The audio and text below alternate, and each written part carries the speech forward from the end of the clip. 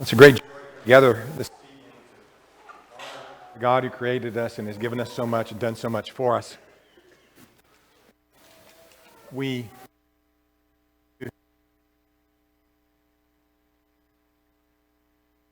and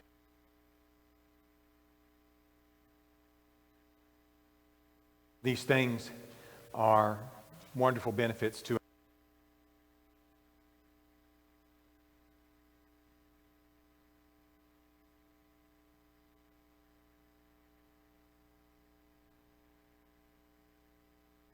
And now by reading from Job 39, starting in verse 13,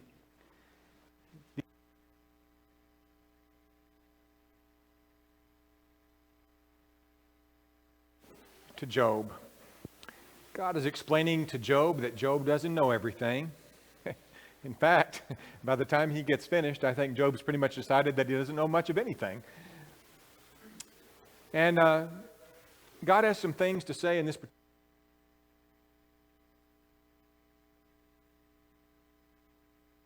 world that God has created that teach us lessons if we will observe them. Solomon was a great observer of the natural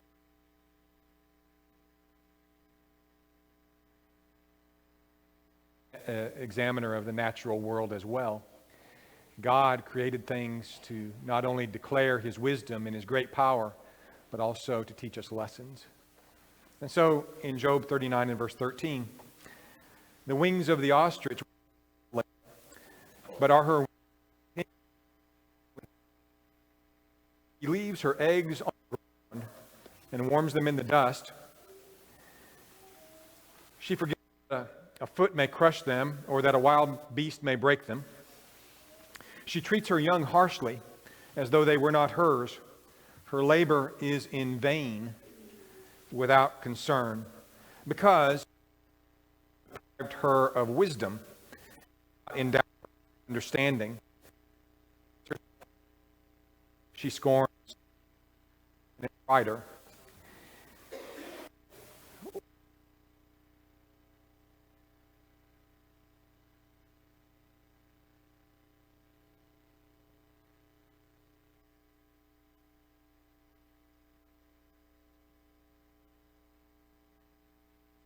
That are that is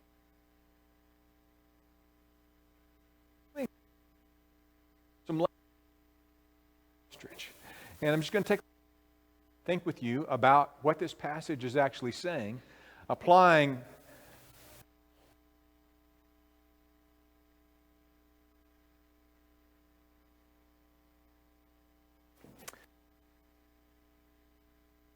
is that God, the ostrich with pride, she waved her wings. Now, this particular ostrich, I took this picture earlier this year in Africa. You can tell that because of the darker plumage, contrast, and all that sort of thing. This is a big male, and he's proud of himself. He kind of looks proud of himself, doesn't he? He has that proud and haughty look as he's standing out there. Owns the world there.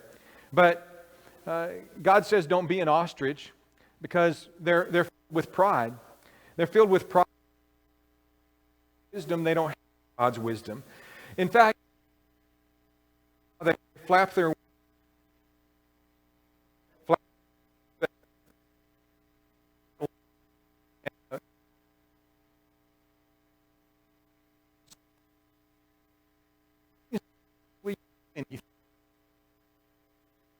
and there's flying.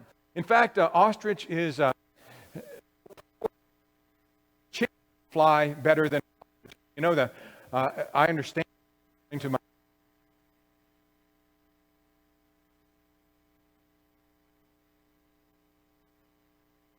it's a thing that talk about pride things, and we think, well, we're not really going anywhere. We're not really. Proverbs chapter 5, God says, trust in the Lord with all your heart and lean not on your own understanding. In all your ways, and he will direct your paths. recognize, fear the Lord, and depart from evil. The ostrich seems to be a creature and is not good. The text said, we read chapter 39, that all they do is in vain. Her labor is in vain. She's doing all of this flapping, nothing. Accomplish anything. Because she doesn't have God's wisdom. In 1 Corinthians 15 and verse 58, Paul says, therefore, my beloved brethren, always abounding in the work of the Lord, knowing that your labor is not in vain in the Lord. It may seem like to the world that Christians are not accomplishing much of anything, but when we're doing God's things in God's ways, when our labor is in the Lord, it is not we're accomplishing things to His glory and ultimately to our own as by God in eternity. So the ostrich, lots of flying, not a lot of flying, but if the Lord, all that we strive to accomplish is worthwhile. It is not in vain. The world is full of folk in the religious world. There's a lot of flapping going on. There's a lot of movement, that people make in the religious world. A lot of things that are being done. A lot of it done to draw attention to particular religious groups. And so, some religious groups advertise great sexual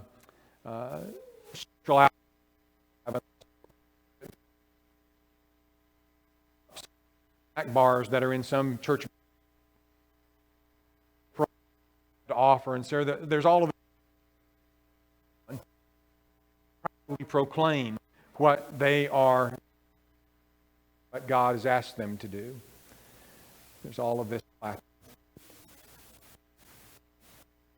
It said in Mark 7 and verse 7, in vain they worship me, teaching us doctrines, the commandments of men. He said, not everyone who says to me, Lord, Lord, shall enter the kingdom of heaven, but he who does the will of my Father who is in heaven. Many will say to me in that day, Lord, Lord, have we not prophesied in your name, cast out demons in your name, done many wonders in your name? Lots of flapping there, right?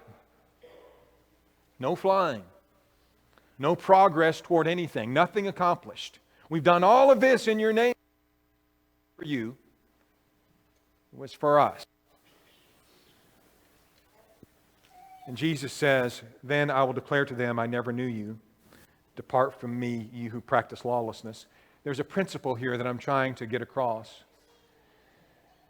That action and energy and effort that is not directed by God is meaningless. We learned that from the ostrich.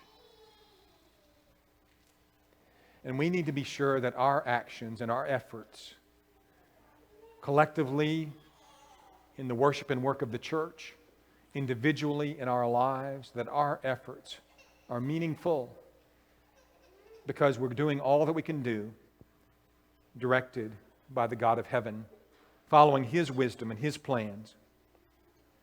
The ostrich, his efforts are in vain because he fails to rely on the Lord. Like I said in Psalm 10, verse 4, the wicked in his proud countenance does not seek God. God is in none of his thoughts. He's not thinking about what does God want? What does God want me to do? How do my activities and my thoughts and my words, how do they connect with what God desires? He never thinks about that. A lot of flapping. In contrast to that, think about what's said in the well-known passage in Isaiah chapter 40 and verse 31. Those who wait on the Lord shall renew their strength. They shall mount up with wings like ostriches. No, wings like eagles. They shall run, they shall walk and not faint. Those who rely on the Lord, ones who soar. Realize taller than the winged ostrich. Sure. The Lord, in God, those who put trust in Him and His get off the ground. They're the ones who accomplish great things in His name. Don't be an ostrich, because we notice back in 39 that the ostrich lacks concern for her offspring. She doesn't think about some I could on the ground. Really want to take care of them, seemingly. I don't know what to make of that picture that I found. That particular mama ostrich does not look all intelligent. She sees her chicks there on the ground and maybe some eggs there as well, some chicks hatching. And it's like, you almost get the look, well, what do I do about this? What am I supposed to do now? Long ago, as they were planning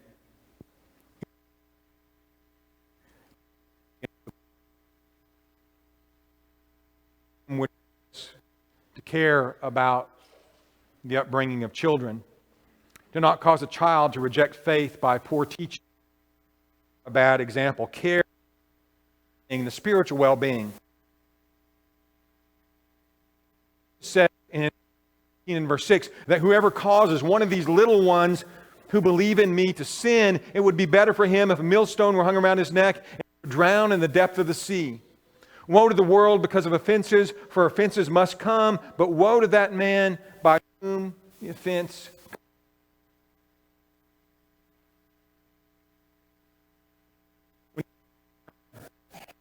Up in the right way, and that we do nothing to offend them, to cause them to stumble, to crush their spirit, lead away from God.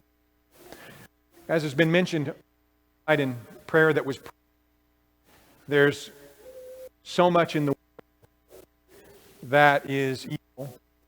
There's so much that surrounds us that's counterproductive to spirituality.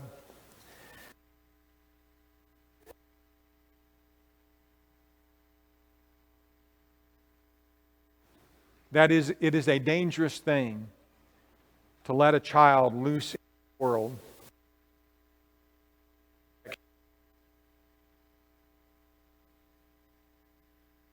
As parents, as adults who have responsibility for teaching,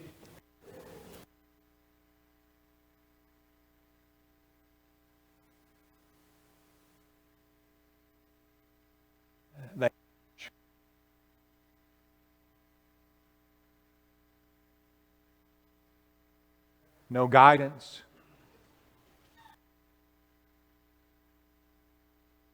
And take heed that you do not despise one of these little ones.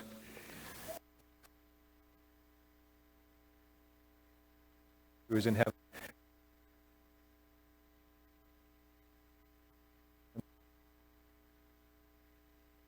Children to do. To give children the spiritual food that they need. Interesting passage that relates to the ostrich theme in Lamentations chapter 4 and verse 3. It says, even the jackals present their breasts to nurse their young, but the daughter of my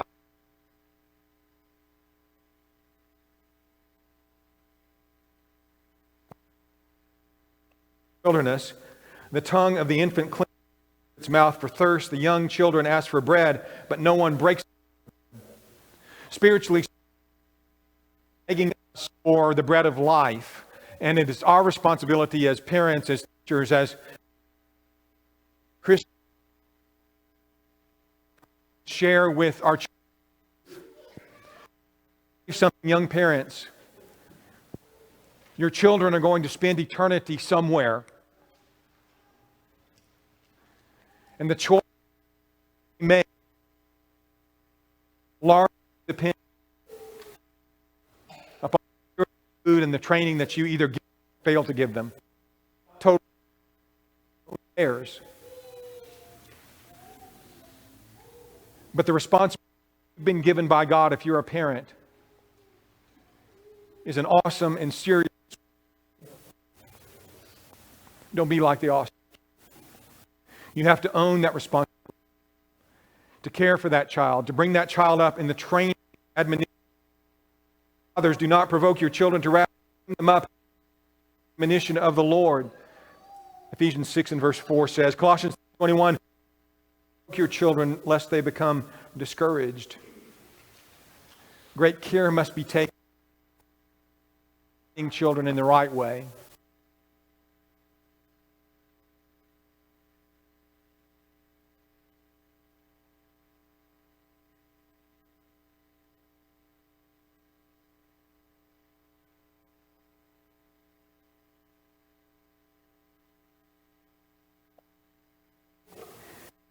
That they had never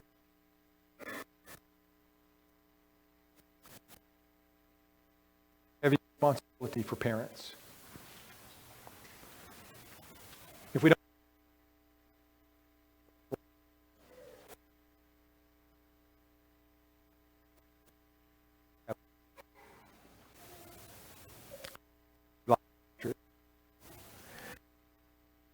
from the evils of the world, child in the way he's old, he will not come it. Of course, training can and does come from other sources than parents. I've already indicated that, but parents need to be cautious